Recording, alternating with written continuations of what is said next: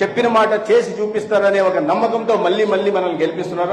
అది ఆ కారణంగానే ఇవాళ 70% భూభాగాన్ని భారతీయ జనతా పార్టీ ఈ దేశంలో ఉత్తరాదిలో ఉన్నాం, దక్షిణాదిలో ఉంటున్నాం, ఈశాన్యంలో కూడా మనమే ఉంటున్నాం, దేశం మొత్తం మనమే ఉంటున్నాం. రాబోయే రోజుల్లో తెలంగాణలో కూడా మనమే అధికారంలోకి రాబోతున్నాం.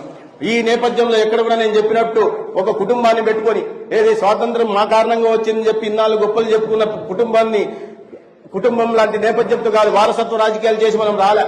డబ్బు మదంతో మనకు చాలా మంది ఇక్కడ ఉంటున్నారు. రఘునందన్ రావు గారు కానీ లేదా నేను కానీ అనేక మంది మన రాష్ట్రంలో చూసుకుంటే సామాన్య కుటుంబం నుంచి వచ్చిన కార్యకర్తలే ఇవాళ ఎమ్మెల్యేలు గానో ఎంపీలు గానో మంత్రులు గానో చివరికి ఒక టీ అమ్ముకునే కుటుంబం నుంచిన వ్యక్తి ఇవాళ నాయకుడు ప్రధానమంత్రిగానో ఉంటున్నాడు. ఎవరు కూడా ఆస్తి పరులు కోట్ల ఆస్తులు సంపాదించిన వాళ్ళు కాదు. వాళ్ళ తల్లులు తాండ్రులు పేదలు చెప్పుకొని చెట్టు పేరు చెప్పుకొని కాయలు అమ్ముకునే నాయకత్వం మన దగ్గర లేదు. ఒక మామూలు కుటుంబం నుంచి వచ్చిన కార్యకర్తలు ఇవాళ దేశంలో నాయకులుగా ఉన్నారు. కుటుంబం పేరు చెప్పుకొని పక్కన తెలంగాణలో ఒక రాక్షస పాలన అందిస్తూ నాకు ఎదురు లేదంటున్న బిర్రవీగుతున్న కేసీఆర్ గారి అడ్డాలో అక్కడే అసెంబ్లీ ఉప ఎన్నికల్లో గెలిచి ఆ అడ్డాల కాషాయ జెండాని రఘునందన్ రావు గారు పాటారు. అదే పార్లమెంట్ లో అయితే కేసీఆర్ గారి అసెంబ్లీ వస్తుందో, ఏ పార్లమెంట్ లోనైతే హరీష్ రావు గారి అసెంబ్లీ వస్తుందో అదే పార్లమెంట్ గెలిచి ఢిల్లీలో బీజేపీ సత్తా తెలంగాణ నుంచి రఘునందన్ రావు గారు. అటువంటి కుటుంబం ఏ కేసీఆర్ అయితే విర్రవీగేవారు నాకు ఎదురులేరును ఆ కేసీఆర్ గారిని కామారెడ్డిలో ఓడించింది కూడా ఈ కాషాయ కండువా కప్పుకొని తిరిగే బీజేపీ కార్యకర్త అనే విషయాన్ని మనం అర్థం చేసుకోవాలి. అహంకారం భారతీయ జనతా పార్టీ కార్యకర్తల ముందు సాగదనే విషయం ఏ రాజకీయ పార్టీ వారైనా, కాంగ్రెస్ వారైనా లేదా కుటుంబ రాజకీయాలు చేసే పార్టీలైనా కమ్యూనిస్ట్ పార్టీలైనా అర్థం చేసుకోవాల్సింది.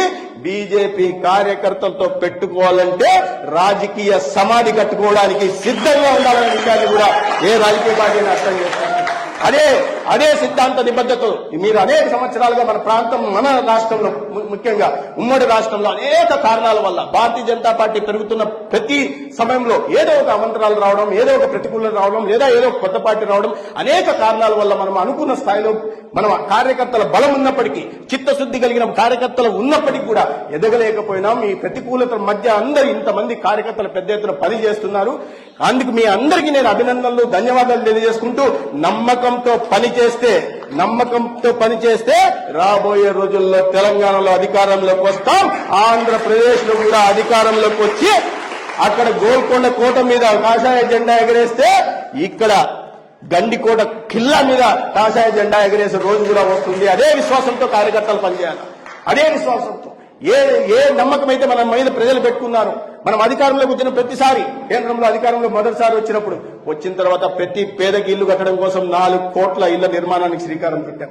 అక్క చెల్లెలు స్వాతంత్రం వచ్చిన ఇన్ని సంవత్సరాల తర్వాత కూడా బహిర్భూమికి వెళ్లాల్సి వస్తే సూర్యాస్తమం తర్వాత సూర్యోదయం వెళ్లాల్సిన దౌర్భాగ్యకర పరిస్థితులు ఉంటే 12 కోట్ల వ్యక్తిగత మరుగుదొడ్లు నిర్మించి అక్క చెల్లెళ్ల ఆత్మగౌరవం నిలబెట్టేది కూడా భారతీయ జనతా పార్టీ ఆ నాయకుడు నరేంద్ర మోడీ గారు అనే విషయాన్ని కూడా ప్రజల్లోకి తీసుకెళ్లాలి. అనేక రైతుల కోసం పిఎం కిసాన్ తీసుకొచ్చిన లేదా